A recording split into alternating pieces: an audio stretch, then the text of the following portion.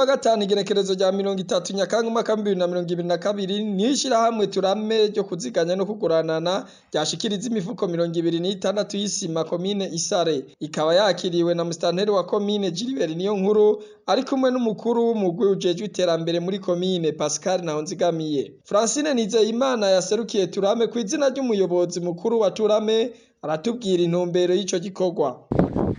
Ni intumbero rero Turame yihaye kugira ngo ishobore gushigikira imigambi ya leta nkuko umukuru w'igihugu yama bidusaba ko twokora twivuye inyuma kugira ngo duteze imbere igihugu, kandi aravuga ati turi hamwe twese birashoboka.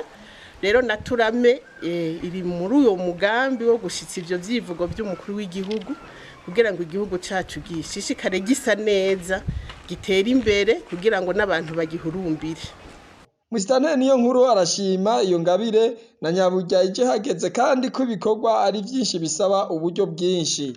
Twayakiriye neza cyane ishirahamwe Turame cyo kimwe n'abakozi ba Turame bose turabashimiye, turabakengurukiye yuko babonye ko turi mu bikorwa by'iterambere bagashima kutwunganira. Mu Kirundi bavuga bati ushimye abayongeje. Rero nejo tubasaba baze bagaruke, hanyuma kandi tubasabe ko bandanya batera baje imbere, na cyane ko bakora mu gisata kiza cunganira imiryango, cunganira bene gihugu mu kubaronsa ingurane. Unaho rero baramutse batugendera ngaha aya ku nyubako turiko turakora za komine ku nzu y'ingenzi. Twaramaze kuba twitunganya, turaheza bloke ya mbere iriko inzu dushobora kuryamika ingenzi hano iwacu. Dutanguye iyindi nzu izoba irimwo ahantu bashobora kwivunira umusase hamwe n'inzu z'amanama.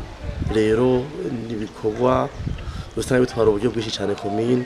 Iyo turonse abaza kudushigikira tuzakira neza cyane. Ko bamenyesha ko bavuye ngaho mu Isare baciye baja muri komine Mubimbi, aho naho nyene bashikirije ingabire nk'iyo iyo komine. Radio television RTBB ni vyiza ry'Uburundi bwiza.